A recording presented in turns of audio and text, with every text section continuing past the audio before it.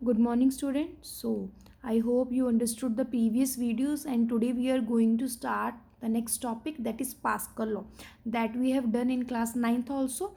And according to Pascal law, it states that at any point pressure inside liquid is same and acting in all the direction. Means जिस direction में pressure act कर रहा है वो क्या है, at every point it is same.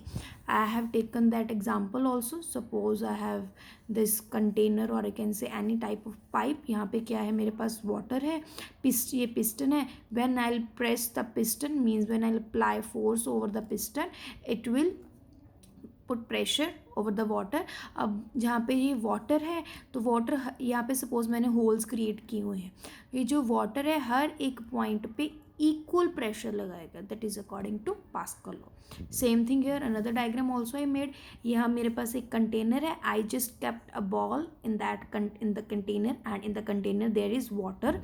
अब ये जो वाटर मॉलिक्यूल्स है ये इस पे इक्वल प्रेशर लगाएंगे from all the directions, which is again according to Pascal law. Afterwards I have little derivation for the Pascal law. What we are having, just see this thing. What I have taken this system, and in that I took two pistons here, one, and this is the piston number 1 and this is the piston number 2. तो यहाँ पे मैंने क्या किया, मेरे पास ये open pipe है, यहाँ पे बहुत सारा वाटर है. When I press this piston, अब अगर इस पिस्टन के ऊपर मैं फोर्स लगाऊंगी, it will exert pressure on the water over here. और अब जब ये वाली यहाँ पे पिस्टन पे फोर्स लगाई है, due to pressure, that pressure will get transferred over here and piston will get upward movement automatically due to the force applied on this piston. इस पिस्टन पे फोर्स लगाने की वजह से पूरे वाटर में प्रेशर क्रिएट हो जाएगा, due to which that piston will get move upward. Clear this thing? Suppose I'm applying force here F1, and the area is A1.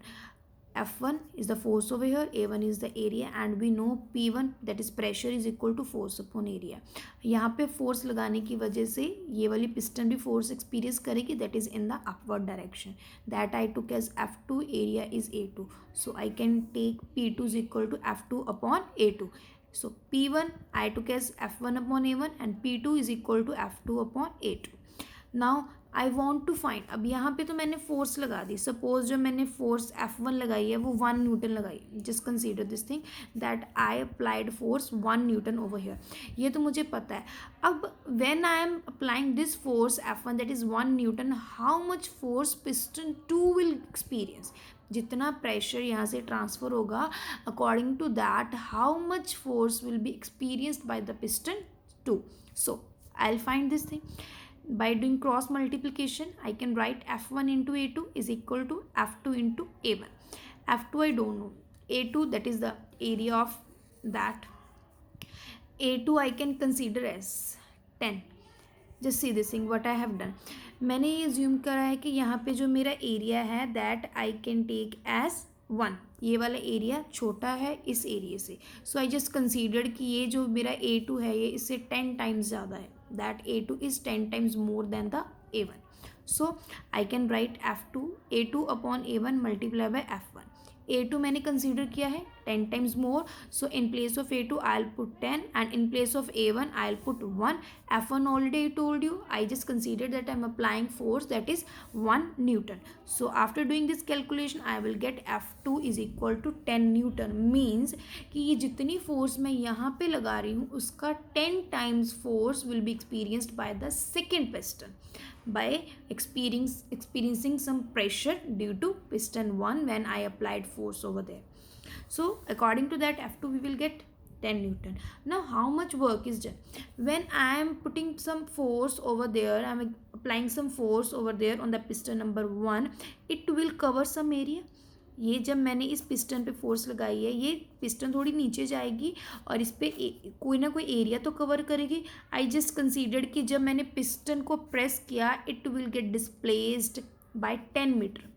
I just consider this thing, it will get displaced by just 10 meter. Again it will go on its original position.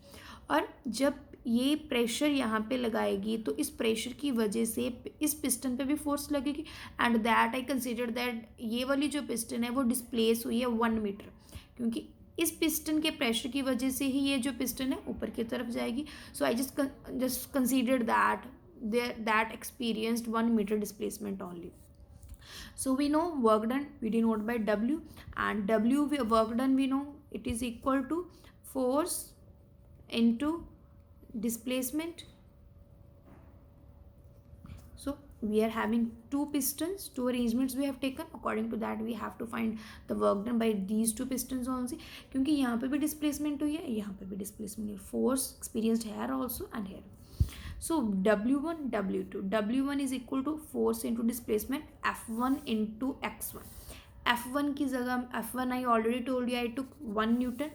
So displacement मैंने यहाँ consider कर ली, कितना area cover हुआ 10 Newton.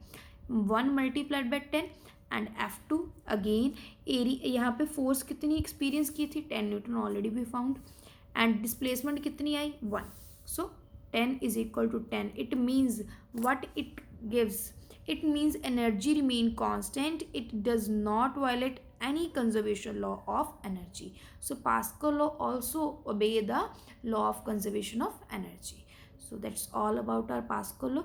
Question can come like show that Pascal law obeys the law of conservation of energy by so to answer that question you can do this derivation and write these two lines.